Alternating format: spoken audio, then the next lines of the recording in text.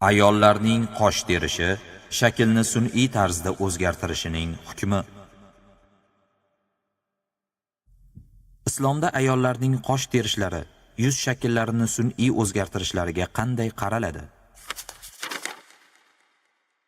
Bismillahirrohmanirrohim. Azaldan ayollar pardoz qilishga moyil bo'lganlar. Avvalgi ayollarning qilgan pardozlari tabiiy vositalardan bo'lgan. Ayniqsa tabiiy moylar, gul va ifor yog'lari, surma, xina va o'smadan pardoz uchun foydalanib kelishgan. Shuning uchun ham ular hatto 70-80 yoshlarda ham o'z go'zalliklarini yo'qotishmagan. Ammo keyingi vaqtlarda nafaqat yoshlar, balki katta yoshdagi ayollarda ham sun'iy pardozga berilish hollari urf bo'lib bormoqda. Shariatimizda ayollarning qosh va yuzdagi tuklarni terishi yoki terdirishi, sun'iy tarzda husnini o'zgartirishi gunoh sanaladi. Ko'plab hadis-i shariflarda Rasululloh sallallohu alayhi va sallam tanasiga surat chizdiruvchi, qosh teruvchi, qosh terdiruvchi, Alloh yaratgan husnni o'zgartirib sun'iy go'zallikka harakat qiluvchi ayollarni la'natlaganlar. Abdulloh ibn Mas'ud roziyallohu anhudan rivoyat qilingan hadisda Rasululloh sallallohu alayhi va sallam shunday deganlar: La'anallohu al-washimati wal-mustawshimat wan-namisati wal-mutanammisat wal-mutafallijati lil-husnil mughayyirati khalqalloh. Ya'ni badanga igna bilan surat chizuvchi va chizdiruvchi ayollarga, qoshni teruvchi va terdiruvchi ayollarga, husn uchun tishlarining orasini ochuvchi ayollarga va Alloh yaratgan shakllarni o'zgartiruvchilarga Alloh taoloning la'nati bo'lsin. Imom Buxoriy, Imom Termiziy va Imom Nasa'iy rivoyati.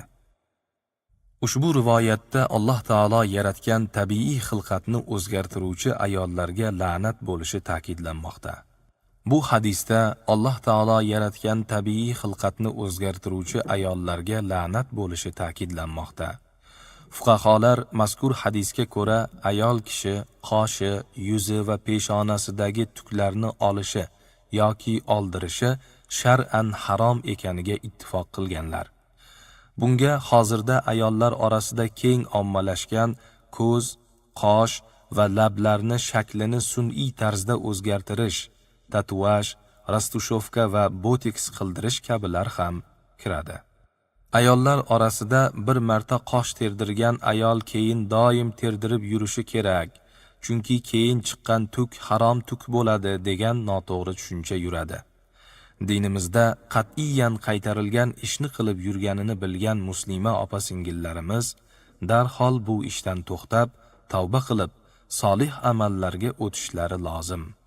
Shuni ham aytib o'tish lozimki, oilali ayol erining ruxsati bilan yuzidagi aybli hisoblangan tuklarni olishi joiz. Ayniqsa ayolning yuzidan soqol yoki mo'ylab chiqsa, jumhur ulamolar o'sha tuklarni olib tashlash mustahabdir deganlar. Sababi ayolning eri uchun ziynatlanishi shariat talabidir. Manba Raddul Muxtor kitobi. Shuningdek, jumhur ulamolar ayol kishining qo'li, oyog'i, qorni va badanining boshqa joylaridagi tuklarni olishi mumkinligini aytishgan.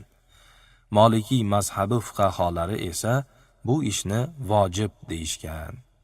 Vallohu a'lam. O'zbekiston musulmonlari idorasi Fatvo hay'ati